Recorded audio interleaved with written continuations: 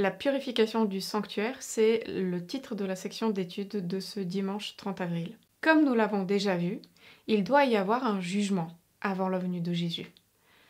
L'ange annonce d'une voix forte que l'heure de son jugement est venue, dans Apocalypse 14, verset 7. Le livre de Daniel nous donne le moment où le jugement commence. Nous allons lire Daniel 8, le verset 14. Quel calendrier spécifique Daniel nous donne-t-il concernant la purification du sanctuaire? Et il me dit, 2300 soirs et matins, puis le sanctuaire sera purifié. Chaque juif comprenait clairement la signification de la purification du sanctuaire terrestre. Elle avait lieu le jour des expiations, qui était le jour du jugement.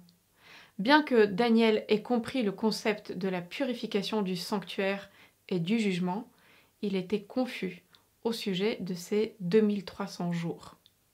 Alors nous allons lire Daniel 8, le verset 27, et Daniel 9, les versets 21 et 22.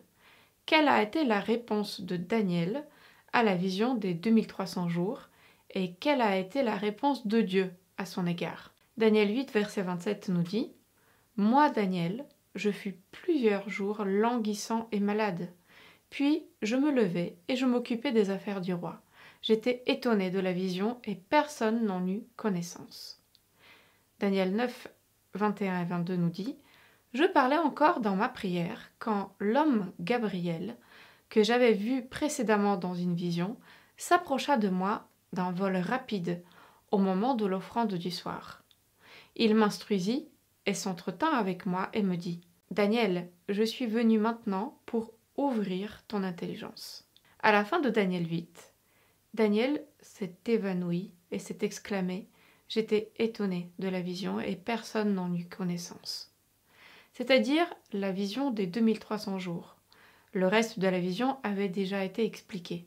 Le chapitre suivant, Daniel 9, relate la venue de l'ange Gabriel pour expliquer à Daniel la prophétie des 2300 jours. « Daniel, je suis venu maintenant pour ouvrir ton intelligence, lui dit l'ange Gabriel. » Gabriel stupéfie Daniel en lui révélant une réponse à sa prière beaucoup plus large qu'il ne l'aurait jamais imaginé. L'ange Gabriel a emmené Daniel dans le courant du temps et lui a révélé la vérité sur le Messie à venir, donnant les dates exactes du début de son ministère et de sa mort cruelle, des événements directement liés à la purification du sanctuaire dans Daniel 8. En d'autres termes, la mort de Christ et le jugement sont inséparablement liés. Pourquoi est-il important que la mort de Jésus, telle que révélée dans Daniel 9, les versets 24 à 27, soit directement liée au jugement dans Daniel 8, verset 14? Quelle grande vérité ce lien nous enseigne-t-il? Daniel 9, les versets 24 à 27 nous dit « 70 semaines ont été fixées pour ton peuple et sur ta ville sainte, pour faire cesser les transgressions et mettre fin au péché, pour expier l'iniquité et amener la justice éternelle, pour sceller la vision et le prophète, et pour oindre le Saint des Saints.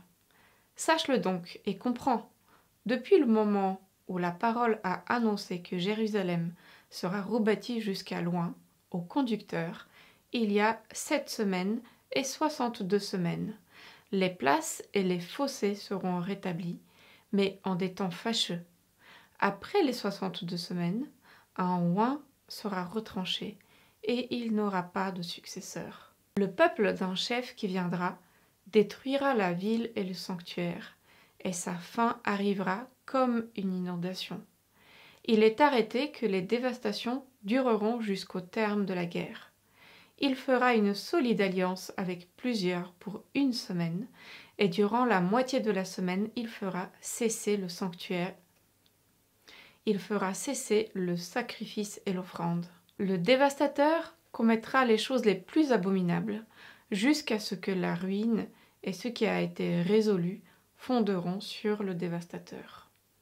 Et Daniel 8, 14 nous dit « Et il me dit, 2300 soirs et matins, puis le sanctuaire sera purifié. » Les textes que nous venons de lire demandent beaucoup d'humilité, beaucoup de recherche de la direction de Dieu pour les comprendre, je vous invite donc à y méditer dans la prière et en demandant à Dieu de vous éclairer. Demain, nous nous retrouvons pour justement mettre plus de lumière sur ces versets.